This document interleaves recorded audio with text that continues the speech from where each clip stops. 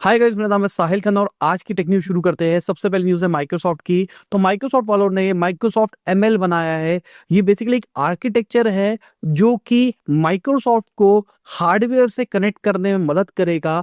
Basically एक layer होगी जिसके ऊपर लार्ज लैंग्वेज मॉडल्स रन हो पाएंगे। मतलब फ्यूचर के अंदर अगर कोई ऐप को कुछ एआई का प्रोसेस करना है तो उसको रन करने के लिए वो इससे होके काम करेगा। फॉर एग्जाम्पल, एडोब आज के टाइम पे बैकग्राउंड रिमूव करता है, उसके लिए कुछ और काम करता है, तो उन्होंने एक इंटरफेस बना दिया जिसके ऊपर सबके सब काम कर पाएंगे। अगर आप इमेज के अंदर देखोगे तो क्लियर समझ में आ रहा है, कोई भी कस्टम मॉडल को रन करना है वो विंडोज एमएल के थ्रू रन होगा, जो कि सीपीयू, जीपीयू और एनपीयू को अपने हिसाब से हैंडल करेगा। ये एएमडी, इंटेल, एनवीडिया, क्वालकॉम सबके साथ मिलकर बनाया गया है। अब ये है नेक्स्ट जनरेशन जो हम देखने वाले हैं। यही सेम चीज हम मैक के अंदर भी देखेंगे, एंड्रॉइड के अंदर भी देखेंगे, आईओएस के अंदर भी देखेंगे, हर जगह पे देखेंगे, जहां पर जो भी कंप्यूट होगा हमारे लोकल फोन के अंदर हुआ करेगा। सिक्योरिटी बढ़ेगी इससे। बेसिकली हम नहीं चाहते कि अगर कोई एक्सेल के अंदर मैं काम कर रहा हूँ, वो बहुत खतरनाक मेरा डेटाबेस है, मैं नहीं चाहता उसको लीक करना, तो मैं इंटरनली कर पाऊंगा। हो सकता है कुछ ऐसी एप्स है, ईएक्सी फाइल, मतलब मान के चलो टैली का ईएक्सी फाइल आ रही है और वो एआई प्रोसेस कर रहा है, क्लाउड पे नहीं, internally with in a tally. Similarly ऐसी एप्स आएगी जो क्लाउड पे नहीं चलेगी, लोकल इंफ्रास्ट्रक्चर के ऊपर चलेगी और उसके अंदर एआई की पावर भी होगी। ये उसका एक बिल्डिंग ब्लॉक है, मान के चलो। बाकी माइक्रोसॉफ्ट वालों ने अपने को पायलट के अंदर अब एंट्रोपिक को ऐड कर दिया है। ये क्लियर दिखाई दे रहा है भाई। अब ये ओपन एआई से आगे बढ़ने की कोशिश कर रहे हैं। ओपन एआई के अंदर इन्होंने बिलीव किया, पैसा डाला, ओपन एआई को स्केल करने का पूरा मौका दिया। जब ओपन एआई स्केल हो गया, ओपन एआई कहता चलो भाई चाय पियो, मैं जा रहा हूँ मीडिया के साथ में, मैं तुम्हारे साथ काम नहीं करूंगा। ठीक है, करना है तो ऐसे करना, ऐसे करना। माइक्रोसॉफ्ट ने कहा ठीक है भाई, तू छोड़, हम किसी और के साथ काम कर लेंगे, हमको इतनी कोई टेंशन नहीं हो रही है। अब हमको को पायलट के अंदर ओपस, सोनेट जैसे मॉडल देखने को मिलने वाले हैं और देखा जाए बहुत सारे कामों के अंदर ये बहुत ही रिलायबल भी देखने को मिलेगा। बाकी कोडिंग की दुनिया के अंदर एक और मॉडल थोड़ा सा फैल रहा है, वो है कोड सुपरनोवा। बेसिकली मैं विंडसर्फ यूज कर रहा था, उसके अंदर देखा फ्री में आ रहा था, मैंने कहा टेस्ट करके देखते हैं। मैंने टेस्ट करके देखा, प्योर एजेंटिक है, मतलब एक बार उसको काम दो, वो पूरा काम निपटा के ही आपसे बात करेगा। रिजल्ट्स अच्छे आ रहे हैं और अंत फास्ट है। मतलब तो पहले क्लियर नहीं था ये किसका है, पर हमने जब इससे पूछा कि भाई तू किसका है, तू किसका है, किसका है, तो इसने क्लियर कर दिया मैं XAI का हूँ। तो मतलब शायद ग्रॉक का जो अभी फास्ट फास्ट कोड आया था उसका शायद 2 वर्जन है, या ग्रॉक फास्ट कोड का नाम चेंज किया गया। नाम चेंज नहीं किया गया क्योंकि हमको ग्रॉक फास्ट कोड 1 अवेलेबल दिखाई दे रहा है। शायद हो सकता है फास्ट कोड 1 अलग तरीके से काम करेगा, इसको एजेंटिक के हिसाब से बनाया जा रहा है। अभी जल्दी अनाउंसमेंट होगी तब पता लगेगा बेंचमार्क्स के अंदर ये कैसा काम कर रहा है। बहुत बढ़िया काम कर रहा है, मतलब अपने एक्सपीरियंस बता रहा हूँ। फ्री में यूज करके देख लो ना। फ्री मतलब कोई भी आप आईडी यूज कर लो, कोई भी टूल यूज कर लो, उसके अंदर जाना, सेटिंग में चेंज करना और मजे से यूज करना। फ्री में चल रहा है, चला के देख लो, पता लग जाएगा कितना फास्ट है, कैसा है। बाकी चैट जीपीटी वालों ने रिवील किया है कि लोग चैट जीपीटी को किस किस तरीके से यूज करते हैं। हमने पहले भी बात करी थी, बट अभी थोड़ा बेटर इंफॉर्मेशन आ रही है। अगर आप डेटा के हिसाब से देखोगे तो ऑलमोस्ट 29% लोग प्रैक्टिकल गाइडेंस के लिए एआई का यूज कर रहे हैं, 25% के आसपास कोई इंफॉर्मेशन के लिए, 24% के आसपास कुछ लिखने के लिए, बाकी मल्टीमीडिया है, सेल्फ एक्सप्रेशन है, वगैरह वगैरह। मैं आपसे यहाँ पे सवाल पूछता हूँ कि आप किस लिए यूज करते हो एआई का। मैं पर्सनली ब्रेन फॉर्मिंग के लिए बहुत ज्यादा यूज करता हूँ। मतलब मेरे दिमाग में एक आइडिया है, आई एम कंफ्यूज, तो मैं उससे खोल लेता हूँ ऑडियो मोड, बात करता रहता हूँ, डिस्कस करता रहता हूँ कि उससे मुझसे और पूछ और पूछ और पूछ, और डिस्कस करके ना मेरा दिमाग क्लियर हो जाता है। जैसे अभी हमने क्रिप्टो न्यूज शुरू कर रखी है, तो क्रिप्टो के अंदर मुझे बहुत सारी नॉलेज नहीं है, तो नहीं है तो मैं खोल लेता हूँ, उससे डिस्कस करता हूँ, अगर ऐसा होगा तो क्या होगा, ऐसा होगा तो क्या होगा। इससे क्या होता है, मेरा मेंटल मॉडल तैयार हो जाता है, ताकि एक लेवल की रिसर्च हो जाती है और बहुत एफिशिएंट रहता है मेरे लिए। बाकी चैट जीपीटी को 64% मेल यूज करते हैं और 45% से ज्यादा 25 साल से छोटे लोग यूज करते हैं। मतलब ये क्लियर इंडिकेशन दिखाई दे रहा है, यूथ इसकी तरफ टिल्ट हो रहा है, बड़े लोग नहीं हो रहे। लेट्स सी बड़े लोगों को आने वाले टाइम में क्या होता है। बाकी जेमिनी एआई की बात करके चले तो वो टीवी के अंदर भी आने वाला है। इसके बारे में हमने बहुत पहले भी बात करी थी। अब टीसीएल के साथ में इंटीग्रेशन हो रहा है, सबके साथ हो रहा है। मतलब आपके खाली वॉइस असिस्टेंट के अंदर ही अब जेमिनी आ जाएगा, आपके बहुत सारे काम तो कर ही देगा। सवाल ये है क्या वो कंटेंट लाइब्रेरी को भी जेमिनी यूज करके बहुत सारा पर्सनलाइजेशन कर पाएगा, ये देखना है। मतलब मैं उसको बोलूँ कि यार मैं ऐसा ऐसा कुछ देखने का सोच रहा हूँ, मेरा मन ये है, तो जितनी मेरी सब्सक्रिप्शन है वो सारी सब्सक्रिप्शन से सारे कंटेंट को फीड करके बेस्ड ऑन दैट मुझे रिकमेंडेशन दे के खोल दे। मैं कोई सीन के बारे में जिक्र करूँ तो वो वाली वीडियो अपने आप खोल के उस वाले टाइम पे चला जाए। मजा तब आए ना जब इस लेवल का इंटीग्रेशन हो। खाली अगर नॉर्मल कॉन्वर्सेशन सिस्टम डालोगे तो ठीक है, बाकी आने दो, फिर देखते हैं क्या होता है। बाकी भाई वीडियो में आगे जाने से पहले आपको याद देना चाहूंगा, आपने लाइक का बटन नहीं दबाया, लाइक का बटन दबा दो, चैनल को तो सब्सक्राइब। मैं ऐसी टेक न्यूज अक्सर आपके लाता रहता हूँ और आपको सिखाता रहता हूँ। बाकी जेमिनी का क्रोम के अंदर भी इंटीग्रेशन हो गया और मेरे हिसाब से बहुत अच्छे लेवल पे इंटीग्रेशन किया गया है। टास्क भी परफॉर्म कर रहा है, कंटेंट को रीड भी कर पा रहा है, और मुझे लगता है ये प्रॉपर एजेंटिक की तरफ जा सकते हैं। परप्लेक्सिटी वालों ने भी कॉमेट ब्राउजर निकाला है जो कि बहुत अच्छा काम कर रहा है, बट कहीं ना कहीं क्रोम के पास एक एज है क्योंकि उनके पास में यूजर बेस है, ज्यादा लोग यूज करेंगे, इनके पास में ज्यादा डेटा आएगा, बेस्ड ऑन दैट जल्दी एडवांसमेंट कर पाएंगे। कॉमेट वाला स्टार्टिंग के अंदर ही रिस्ट्रिक्टेड थे कि भाई सबको नहीं देंगे, सबको नहीं देंगे। अब ये सबको दे रहे हैं, क्रोम के अंदर लेके आ रहे हैं, मजे से यूज करो। आपको क्या करना है, आपको ऊपर टॉप पे क्लिक करना है, उसके बाद में आपको दिखाई देगा आप क्या क्या कर सकते हो। एक तो रेगुलर कॉन्वर्सेशन तो है ही, जहां पर आपको कंटेंट को अंडरस्टैंड करने में मदद करेगा, साथ में आपके मेल वेल, आपके कैलेंडर वैलेंडर से भी डेटा ले आएगा, आपको मेल लिखने में भी ये मदद कर देगा। अगर आप देखोगे ये एग्जीक्यूट कर रहा है, अलग अलग पेजेस के ऊपर जा रहा है, चीजें करके दिखा रहा है आपके लिए। मतलब हम कह सकते हैं एक तरह से प्योरली एजेंटिक है। और सबसे अच्छी चीज मुझे ये लगी है कि वो जब पासवर्ड लीक हो जाता है, आपके पास में एरर आता है, तो वन क्लिक करो, पासवर्ड चेंज हो जाएगा हाथ के हाथ, वो आपको लंबे एफर्ट्स नहीं करने पड़ेंगे। तो ठीक है, अच्छी डायरेक्शन में जा रहे हैं, बट वही है कि अगर सिस्टम हैक्ड है तो पासवर्ड हैक करके चेंज करके क्या कर लोगे। इसके अलावा गूगल वाले क्रोम बुक को बंद करके उसके अंदर एंड्रॉइड के ऊपर पूरा इंटीग्रेशन करने का सोच रहे हैं, तो उसके अंदर भी एआई आता हुआ दिखाई देगा। लेट्स सी वो कैसा होता है। हमारे पास क्रोम बुक है, बहुत पहले ली थी और अभी भी बहुत बढ़िया चलती है, क्योंकि ज्यादा चीजें है ही नहीं ना उसके अंदर, ठीक ठाक काम दे दिया, ठीक ठाक पावर दे दिया, मजे से काम चल जाता है। बेसिक सर्फिंग के लिए अच्छा बैटरी बैकअप के साथ में वो चलती है। बट अब क्रोम बुक डेड हो जाएगी, अब एंड्रॉइड ही आने लग जाएगा, तो टैबलेट और फोन के बीच का कोई प्रोडक्ट आएगा या उससे अपग्रेडेड प्रोडक्ट आएगा। तो लेट्स सी क्या करते हैं, क्योंकि कहीं ना कहीं गूगल कहीं पे भी नहीं है। अगर मैं ऑपरेटिंग सिस्टम की बात करके चलूंगा, मैक यूज करते हैं, विंडो यूज करते हैं, बस और कोई है ही नहीं। क्रोम बुक वाली ऑडियंस इतनी सी है, और वो जिन जो यूज करती है ना, उनको भी पता ज्यादा काम नहीं होता उसके अंदर। बट जस्ट इमेजिन कि एंड्रॉइड की सारी पावर अनलॉक हो जाए, बहुत सारा काम एंड्रॉइड वाला यहाँ पे हो जाए, प्लस प्लस चीजें हो जाए, जो प्रॉपर एप्स होती है जो विंडोज में मैक में चलती है, वो वाली एप्स आने लग जाए, तो बढ़िया हो सकता है। Let's see. इसके अलावा गूगल वालों ने मिक्स बोर्ड करके भी एक टूल निकाला है। भाई इनका जो एआई लैब्स है ना, वहां पर जाओ, बहुत सारे टूल्स होते हैं। तो ये मिक्स लैब भी अगर आप देखोगे, तो इन्होंने जेमिनी का जो इमेज क्रिएशन वाला मॉडल है उसको मिक्स करा है यहाँ पर। यहाँ पर आपको एक प्रॉम्प्ट डालना है, बेस्ड ऑन दैट आपको देखो यहाँ पे जीन्स बना के दे दी है। अब बंदे ने सॉर्ट कर लिया, उसको जो सही लग रही थी, उसने उस सॉर्ट को कहा कि मेरे को इस जैसी और चाहिए, उसने वैसी इमेजेस और बना के दे दी। अब उसने इकट्ठा कर लिया, अब उसके बाद में उसने एक प्लेन जीन्स डाली और उसको बोला कि भाई ये सारे के सारे पैटर्न्स मुझे इस जीन्स के ऊपर चाहिए, ठीक है। उसने वो वाले सारे के सारे पैटर्न्स लगा के दे दिए। उसके बाद उस बंदे ने अपनी खुद की फोटो डाली और कहा कि भाई मुझे पहना दे ये वाली जीन्स, उसने उसको वो वाली जीन्स पहना दी। अब समझो ना क्रिएटिविटी किस लेवल पे जा रही है, और कहीं ना कहीं एआई उस क्रिएटिविटी को अनलॉक करने में मदद कर रहा है। और ये सबसे चीजें डेमोक्रेटाइज हो रही है, मतलब हर बंदे के हाथ में है। आज वो वाली बात नहीं रह गई कि भाई मैं टीयर 1 सिटी में रहता हूँ या मैं टीयर 4 सिटी में रहता हूँ या मैं मेरे घर में ये नहीं है। हर बंदा यूज कर सकता है, फोन के अंदर यूज होता है। 8-10 हज़ार रुपए के फोन के अंदर भी चला सकते हो।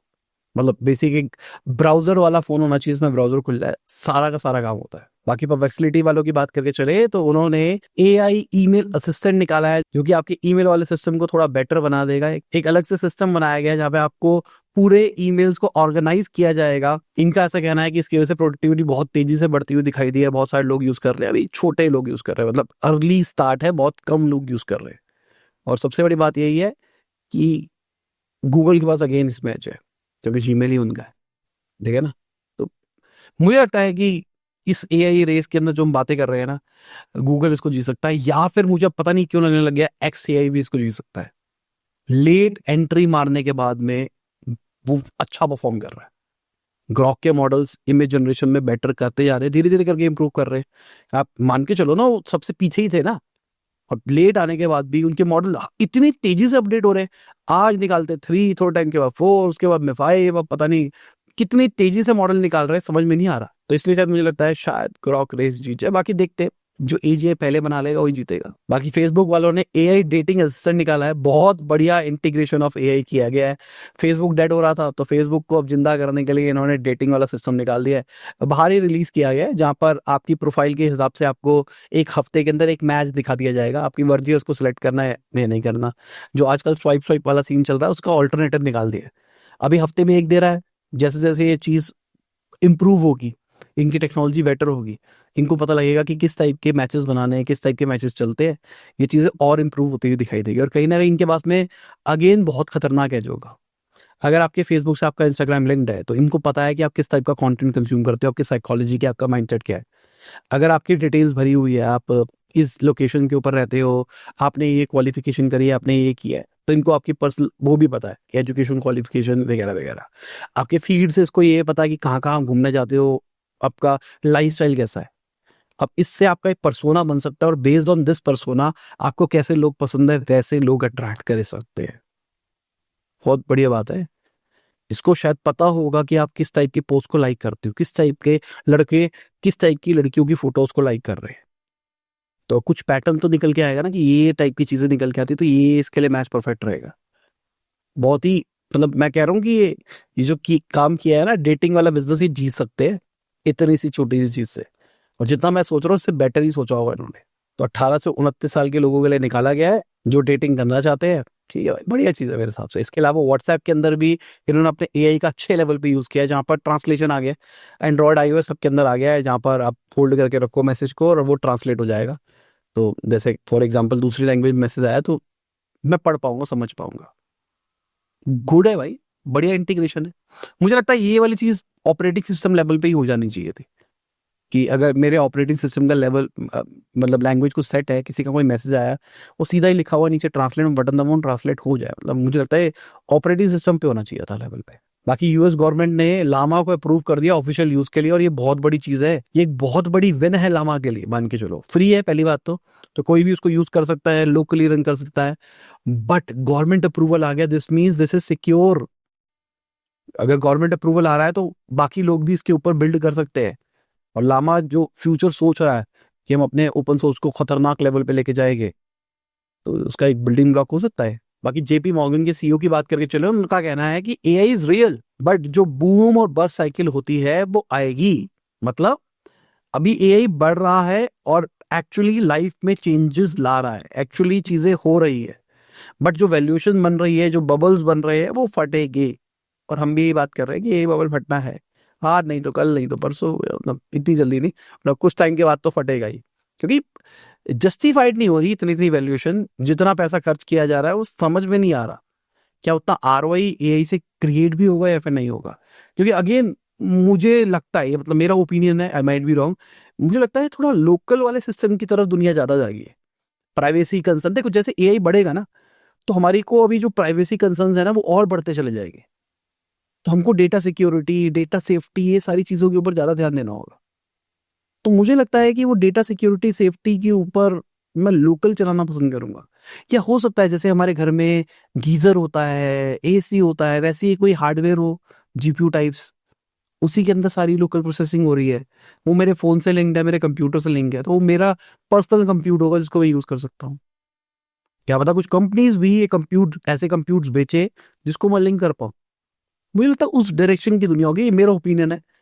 बाकी टाइम में बताएगा क्या होगा। बाकी एआई इन्वेस्टमेंट्स की बात करके चले तो वो $4 ट्रिलियन तक पहुंच जाएगी 2030 तक, ऐसा अलीबाबा के सीईओ का कहना है। और कहीं ना कहीं जो ट्रेंड दिखाई दे रहा है उसमें यही लग रहा है कि भाई इन्वेस्टमेंट बढ़ने वाली है, डेटा सेंटर्स दबा के बनाए जा रहे हैं। ओरेकल के साथ में पार्टनरशिप करी गई है, एनवीडिया के साथ में पार्टनरशिप करी है ओपन एआई वालों ने, जहाँ पे मेटा वाले कह रहे हैं हम डेटा सेंटर्स बनाएंगे, चाइना वाले अपना खुद का डेटा सेंटर्स, अपना खुद का स्टारगेट प्रोजेक्ट टाइप की चीज बनाने की कोशिश कर रहे हैं। तो कहीं ना कहीं मुझे लगता है कि खर्चा तो होगा इसके अंदर, क्या वैल्यूएशन जस्टिफाइड होगी पता नहीं। बाकी अलीबाबा वालों ने अपना क्वेन 3 ओमनी मॉडल निकाल दिया है, जो अगेन और एडवांस मॉडल है इनके हिसाब से, जिसको प्री ट्रेन किया गया है 2 ट्रिलियन टोकन्स के ऊपर, टेक्स्ट, ऑडियो, इमेज, वीडियो सब के ऊपर। 20 मिलियन घंटे से ज्यादा की ऑडियो दी गई है इसको, ताकि इसकी स्पीच कैपेबिलिटी को इंप्रूव किया जा सके। जो ऑडियो बेंचमार्क होते हैं उसके अंदर 32 में से 36 नंबर आए इसके, 22 बेंचमार्क में लीड कर रहा है। इनफैक्ट जेमिनी का जो 2.5 प्रो है, ये जीपीटी 4o है, उसको ट्रांसक्राइब में भी हरा रहा है।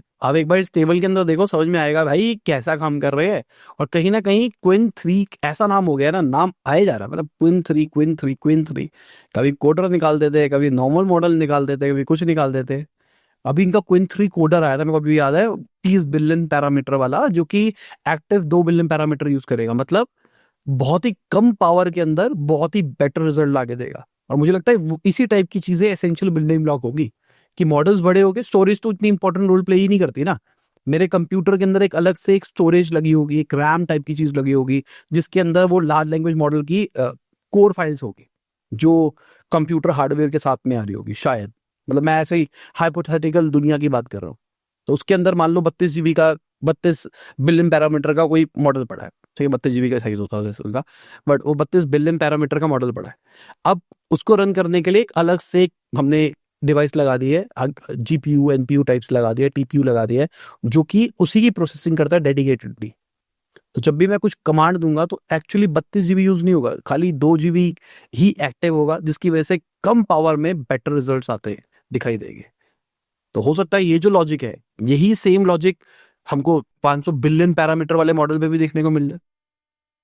आने वाले टाइम में स्टोरेज की कोई औकात ही ना रह जाए।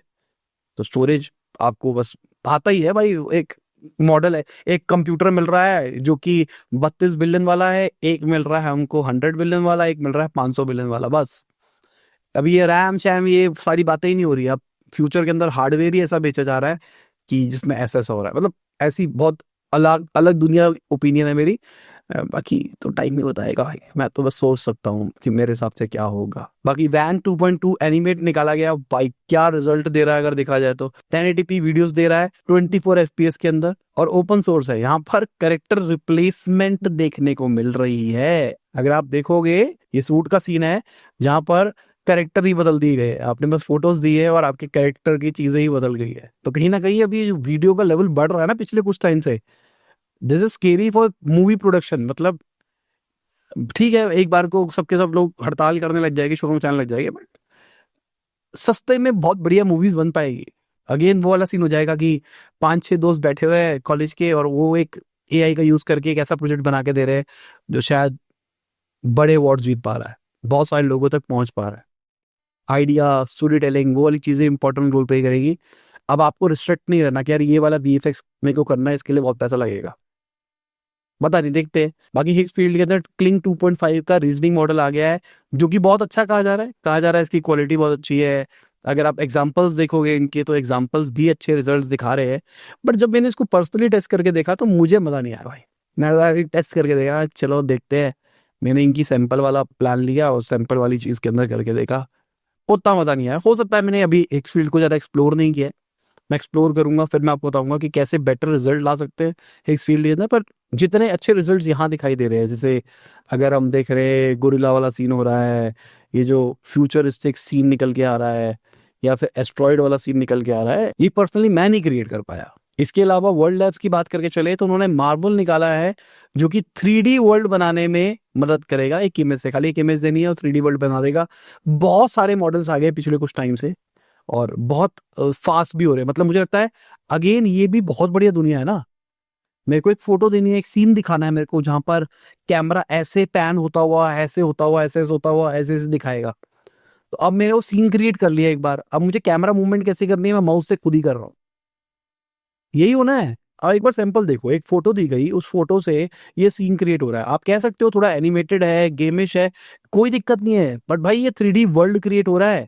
अगर ऐसी गेम्स आप घर पे खाली एक प्रॉम्प्ट डाल के बना पाओ, जस्ट इमेजिन ना, अपने घर की कुछ फोटो डालो, कुछ डालो, और आपको वैसा कुछ सीन बना के दे दे जहां पर वो बंदा गेम खेल सकता है। मतलब गेम ही बदल रही है ना।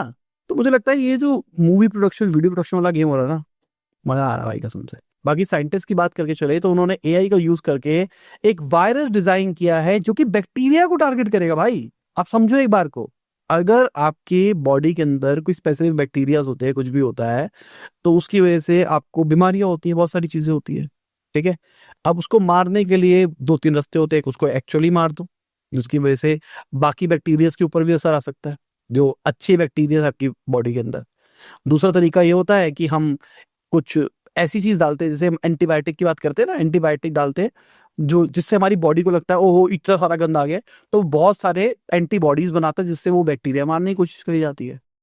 ठीक है, अब क्या है, हम एक वायरस इंजेक्ट कर रहे हैं जो सिर्फ उसी बैक्टीरिया को जाके पिन पॉइंट मारेगा, लेजर गाइडेड मिसाइल। बाकी एनवीडिया के सीईओ ने तारीफ करी है जो हुआवे वालों ने सुपर नोड निकाला है, उन्होंने बोला है बहुत ही कॉम्पिटिटिव मॉडल बना है। और मैंने अभी एक दो न्यूज पहले ही इसके बारे में बात करी थी। बेसिकली हुआवे ने किया क्या, हुआवे ने कहा भाई हम शायद उतने पावरफुल जीपीयू नहीं बना सकते जितने अभी एनवीडिया बना रहा है, क्योंकि हम थोड़ा सा उससे पीछे है, अभी एनवीडिया हमसे आगे चल रहा है। बट इन्होंने कहा कि भाई हम मल्टीपल एरे ऑफ जीपीयूज तो बना सकते हैं ना, कि मतलब एक के साथ एक के साथ एक के साथ जोड़ के एक बड़ा सा जीपीयू क्लस्टर बना दिया जाए।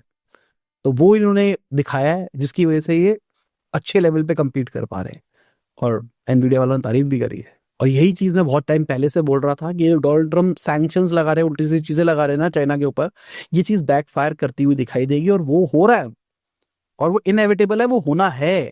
बाकी नासा की बात करके चले तो नासा का प्लान है, एक एस्ट्रॉइड है जो कि मून के ऊपर गिरने वाला है, कहा जा रहा है 4% प्रोबेबिलिटी है कि वो मून के ऊपर आएगा और ये 22 दिसंबर 2032 के अंदर टकराएगा। इसका साइज 200 फीट बड़ा है, माना जा रहा है इसकी वजह से 1 किलोमीटर का केटर क्रिएट हो जाएगा, गड्ढा क्रिएट हो जाएगा मून के अंदर।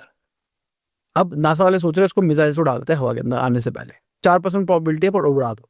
रीजन क्या है, वो टकराएगी उससे डिब्रीज निकलेगी, मतलब मान के चलो चीजें बाहर निकलेगी। अब वो जो बाहर निकलेगी उसकी वजह से जो हमारा सैटेलाइट सिस्टम है उसके ऊपर इम्पैक्ट पड़ सकता है, समझे बात। तो ये उसके लिए काम हो रहा है। तो इसको उड़ाया पता क्यों जा रहा है, क्योंकि देखो चांद के ऊपर एक मीटियोर आके टकराएगा तो उसकी वजह से बहुत सारा डिब्रीज निकलेगी, बहुत सारे टुकड़े निकलेंगे, वो टुकड़े अर्थ की तरफ जाएंगे, वो स्पेस स्टेशन को उड़ा सकते हैं, वो बहुत सारे सैटेलाइट सिस्टम को उड़ा सकते हैं, जिसकी वजह से पूरा कम्युनिकेशन डैमेज हो सकता है। तो इसलिए सोचा जा रहा है कि उसको मिसाइल से ही उड़ा दिया जाए होने से पहले। बाकी क्लाउडफ्लेयर वालों की बात करके चले तो उन्होंने जो एआई मॉडल्स वेबसाइट के ऊपर आ रहे हैं डेटा ट्रेनिंग के लिए, उसको रोकने के लिए एक सिस्टम बनाया है। बेसिकली एक टीएक्सटी फाइल होती थी जिसमें हम रिस्ट्रिक्ट कर देते कि भाई मेरे यहाँ नहीं जाना, यहाँ नहीं जाना। एक रोबोट.txt होती थी, मैं कहता था भाई ये वाली वेबसाइट पे इस वाले फोल्डर के अंदर तू नहीं जाएगा, तो गूगल का क्रॉलर आता था, वहां नहीं जाता था। क्रॉलर मतलब गूगल का एक बॉट आता था और उस जगह के ऊपर नहीं जाता था। बट पिछले कुछ टाइम से क्या हो रहा है, दबा के आपकी वेबसाइट के ऊपर क्रॉलर्स आ रहे हैं और उस डेटा का यूज करके अपना मॉडल ट्रेन कर रहे हैं, जिसकी वजह से बहुत सारी दिक्कतें आ रही है। अब अगर आप इनको ब्लॉक कर दोगे, हाइपोथेटिकली मान के चलो ब्लॉक करने का सिस्टम आ गया जहां पर कोई भी एजेंट आपकी वेबसाइट पे नहीं आएगा, बट इससे आप ना चैट जीपीटी के अंदर रैंक कर पाओगे, ना गूगल सर्च के अंदर रैंक कर पाओगे, क्योंकि अब वो एआई रिजल्ट दिखाने लग गया है ना। तो अगर आप वो नहीं आओगे तो आपको अगेन ट्रैफिक का नुकसान होगा। तो इसके लिए इन्होंने 3 सिस्टम्स बनाए। हम 3 लेवल के ऊपर रिस्ट्रिक्शन कर सकते हैं। पहला रोबोट.txt, मेरी वेबसाइट के किस सेक्शन पे उसको जाना है, किस सेक्शन पे नहीं जाना। दूसरा एआई इनपुट, जो कि सर्च इंजन के लिए होने वाला है कि भाई मेरी वेबसाइट में जो जो कंटेंट लिखा है उसका मतलब क्या है। और तीसरा है एआई ट्रेन, मतलब जो ट्रेनिंग को रोकने के लिए है। तो आपकी मर्जी है कि आपको क्या यूज करना है क्या नहीं करना। भाई मुझे पर्सनली यूज फर्क नहीं पड़ता, ट्रेन कर लो भाई, कोई फर्क नहीं पड़ता अपने को, सही बता रहा हूँ। हमारी वेबसाइट में सब कुछ ओपन रहता है, हम तो न्यूज़ भी ओपन है, मतलब मैं तो ये बोलता हूँ हमारे तो न्यूज़ भी यही से जनरेट होती है, कंटेंट भी न्यूज़ और रैंक कर रहा है भाई, ट्रैफिक आ रहा है वेबसाइट के ऊपर। जो लोग कहते हैं ना एआई से काम नहीं होता, एआई से एसईओ नहीं होता, हमने ट्राई करके देखा और हमको रिजल्ट्स आ रहे हैं। बाकी इसी के साथ में हमारी आज की वीडियो खत्म होती है। उम्मीद करता हूं आपको मजा होगा। लाइक कर देना, शेयर कर देना, कमेंट बताना वीडियो कैसी लगी। बाय, गुड नाइट, शुभ, गुड आफ्टरनून, जब भी आप वीडियो देख रहे हैं। जय हिंद, वंदे मातरम, दुआ में याद रखना।